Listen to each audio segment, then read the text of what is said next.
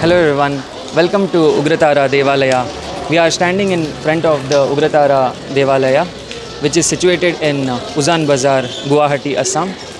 And this Uzan Bazar place has been very close to my heart because we get everything here. Like for example, Ugratara Ma plus the planetarium, the park, and All the restaurants. restaurants, yeah, everything is here, and that's why I love this place. And also, this is Nivedita, who has been hosting me since the Ambubachi Mela. That is, I was searching for place to stay during the Ambubachi Mela in Guwahati, Assam, and one of my student, Nivedita, she told that I can stay at her place. So I was so blessed to have a student in Guwahati who can host me during the Ambubachi Mela. I visited the Ambubachi Mela and it was so wonderful on the reopening day. And today we have come to Ugratara Devalaya and Nivedita will be talking about the history of this temple. It's so interesting because even this temple is said to be the Shaktipita of Devi Satima, and Kamakya is said to be the yoni part of Sati, whereas Ugratarama Devalaya is said to be the navel part of Sati, that is the Nabi region. And Nivedita will be talking about the relation between this temple and Vashishta Muni. So, can you talk about the history of this temple and how it is connected to Vashishta Muni? Okay, Guruji, and I would like to thank you first, like for giving me the opportunity to host you, and also like for having me in this video. Ugratara Ma was cursed by Vashishta Muni. Since we've already, I think, seen in one of your videos about the Vashishta Ashram, we've already seen the Vashishta Sandhyachal Parvat. And that was the place where Vashishta Muni used to do his tapasya. He was praying to Lord Shiva. What happened is the Yamduts once had went to Yamraj because they complained that they can never take, whoever is born in Kamrupa, they can never take their souls to Yamlok. So because it was such a holy place, it was so like everyone who was born here, even if they were sinners, they would not they would not go to Yamloka. The Yamduts cannot take them because of the ganas of Shivji and Kamakyama. Because of them, they always used to go to other lokas and they wouldn't go to the Yamloka. So all the Yamduts went to Yamraj, and Yamraj then went to Brahmadev with this complaint, and then all of them went to Sri Vishnu. All of them then went to Mahadev, Shiva. And then Shivji told them that this will be solved. This will be resolved. And then he sent his ganas as well as he asked Ugratara Ma to evacuate the entire Kamrupa. And like when they went to evacuate Vashishta Muni, who was doing his penance in the Sandhyanchal Parvat. So he got very angry and he cursed, at that time he cursed Mahadev, he cursed Ugratara Ma, he cursed the Ganas also. So the curse to Ugratara Ma was that she will only be worshipped by the left-handed path of worship, that is the Vamachara Marga. And so he also cursed Shivji, who interestingly enough he was praying to, he was worshipping Shiva in the Sandhyachal Parvat, but he also cursed him that he will only be like worshipped by the Mlechas. So Mlechas are the people who do not follow the Vedic rituals. So all of this is mentioned in the Kalika Purana. So yeah, that is the story of how Ugratara Ma was cursed by Vashishta Muni. You know, by hearing this story, I just feel pity on Vashishta Muni because first he wanted to visit Kamakya temple and the ruler of the Kamarupa area, that is Narakasura, didn't allow him to take the darshan also. That too, he was a Saptarishi. Imagine the tapasya he has done and he was not allowed to see Ma Kamakya. How sad it must feel. And that's why he cursed Narakasura that he will be killed by his own father in the human form. And that's why after Varaha Rupa, Vishnu came in the form of human, that is Krishna, and killed Narakasura. After cursing Narakasura, Vashishta Muni went to Sandhyachal mountain to do tapas of Shivji. Sadly, there also Tarama's attendants came to disturb him, telling he has to go out. And who will not get angry if they are made to go out two times, once in Kamakya and once in Sandhyachal? Like, who will not feel bad? Obviously, the curse was inevitable. I feel like Narakasura deserved his curse because he was egoistic by the influence of Banasura. But when it comes to Tarama, I feel sad because she's a mother goddess and she was cursed by Vashishta Muni that she will be only worshipped through Vamachara, left-handed path. I guess there is both pros and cons to this story. That is, we have Saraswati Ma in Vedic path, whereas Tara Ma in Tantric path. And even in the Shivji's curse, that he'll be worshipped only by the Mlechas. See, now if you observe, someone who learns Vedas, they'll get a ghamand saying, I have learnt Vedas, I'll not teach it to lower caste people. Vedic scholars will do that. So the Maya knew this, and that's why it ensured that Vashishta Muni's curse also blesses the Maya. So now Shivji has new set of devotees, Yeah. which don't know anything but still are in love with Shivji. Yeah. So that is a good thing only, because everyone are having bhakti towards someone or the other. That is, if you observe, Vedic scholars have bhakti towards Vishnu, whereas the ones who don't know Vedas are in love with Shiva. Any form of bhakti is fine, I guess. Even I feel like this was the will of the deities themselves, because the deities love everyone. They are for everyone. Even if people do not know the Vedas, they still needed someone to worship. And I feel like Ugratara Ma herself wanted to be worshipped by the left-handed path of worship. So I feel like it's the will of the deities, and this is why all of this happened. True, very true. And if you come to this place, you will see a lot of pigeons, goats. Near the Jor Pukuri, you can see a lot of swans also. This shrine is very old. It is around the time of Sati, that is when her navel region fell. But the recent structure that you are seeing is from the 18th century, that is built by Shiva Singha. He was one of the Ahom kings of the 18th century. Inside the temple, inside the Garbhagriha, you can see a pita filled with water, and the priest allows us to do the prokshana of the water, the Sparsh Darshan. So how did you feel when you touched the water today? It felt very sacred, and also like it's not very crowded. So I feel like a lot of people can come and do the Sparsha Darshan as well. Yeah. We can also sit in the temple and do our sadhana like we did.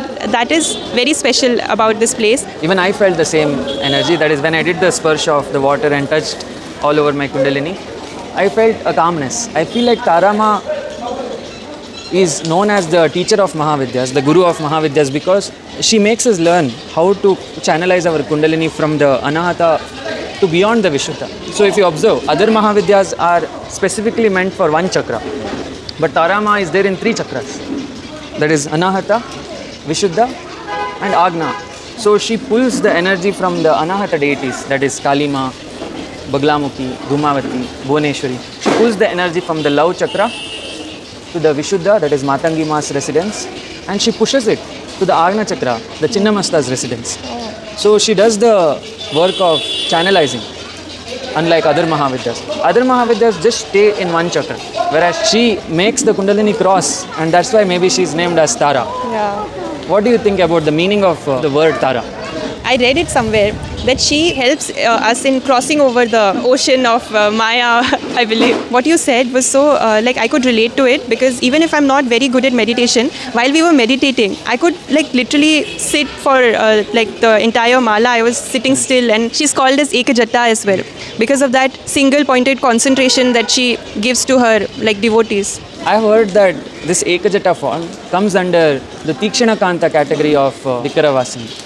So Dikkaravasini, the mother of the eastern part of Kamarupa, is said to have 2 forms. One is Tikshana Kanta, another is Lalita Kanta. So Tikshana Kanta is the most fierce form, whereas Lalita Kanta is the Komal form, peaceful form. And under the Tikshana Kanta, Ma Tara, Ugratara, in the Ekajata form is present. That is what I heard. And under Lalita Kanta, there is Mangala Chandika Ma. So that's what I heard according to Kalika Purana, right? And why do you think there is Ekajata form worship? Because if you observe, some deities will have 3 knots. But why does Ma Tara have 1 jata, that is 1 knot? With that single pointed concentration that she gives us, with that single pointedness. So I feel like Ekajata form of Ma is it helps us in transcending over the dualities of this material world, I believe. Yes, I have observed this in Buddhism also. There is Tara Ma with 1 eye, 1 leg, 1 arms. So this could also mean that even Buddhists are practicing just one-centric meditation, because they don't want duality. So that's why they are worshipping goddess in one-limbed form. Oh. Yeah, In her and Ekajata form, Ekajata form. Yeah. I have seen in Vajrayana Buddhism that Tara is also there as white Tara, green Tara, Neela Tara. So many forms are there in even the Vajrayana Buddhism. I feel like the Vashishta's curse is still working, because Vajrayana Buddhism is said to be the most tantric version, most Vamachara version, where they give meat, that is goat, pigeon or buffalo to the Ma as a sacrifice. Oh. And this Vashishta's curse is still going on. Even Shiva is being worshipped by the People who are not following the Vedic Vedic traditions. Yeah. Aghoras, they don't follow Correct. the. Even the Agoras worship, because they are not strict followers of Vedas, like how they do it in temples using Sandhyavan. They are just wild. If Yeah. you observe, Agoras just put ashes onto their body. They don't care about anything. And that's why I feel like Vashishta's curse is working fine for both the Vedic followers and the Tantric followers. It's a blessing to have Shiva in the Tantric sect. Yeah. And Nivedita, I'm again thanking you because it was a wonderful experience to stay in Guwahati, Assam. And this is the last day of me staying in Guwahati. Tomorrow I'm going back to Mangalore. I thank you very much for hosting me. And all the dishes you cooked at home, that is the paneer sabzi, everything was so good.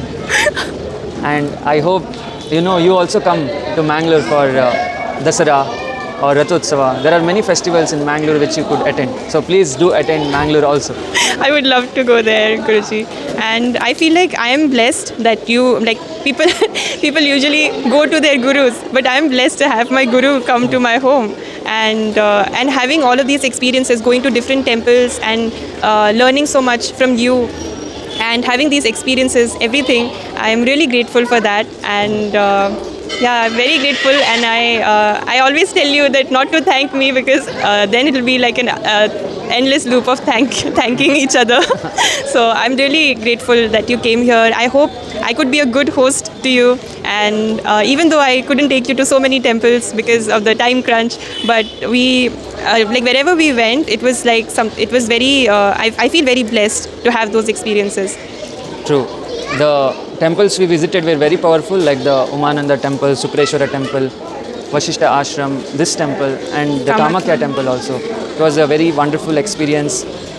And she has also crossed the Krishna month, and now she is gonna go towards the Kali month. I hope it will be a wonderful experience for you to complete the course until Tripura Sundari. Yeah, it's been a magical experience for me. Joining ever since I joined the course, like everything has been magical almost. And I feel very grateful to you for like making that connection that I had with the deities, like for giving that grounding to that connection, for making it something concrete. Like even if I can't see, but it's something that I feel my connection has become much more stronger with the deities. And yeah, I'm really grateful to you for that. And I'm so glad I could meet you and I could host you here. And I hope you come again. And we'll go to so many temples, because there are so many more temples that we need to visit. Yeah, true. This Kamarupa area is really a cheat code to directly transcend. Now I know why they were evacuating all the rishis also. Because this area is like direct shortcut to the higher lokas.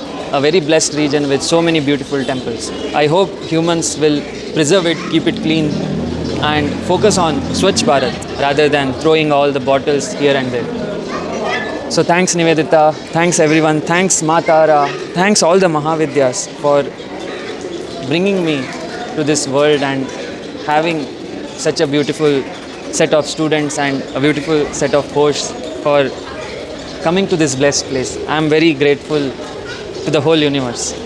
So I hope this video has brought some light to your consciousness. Thanks for watching and we'll meet in the next video. Jai Mahakal.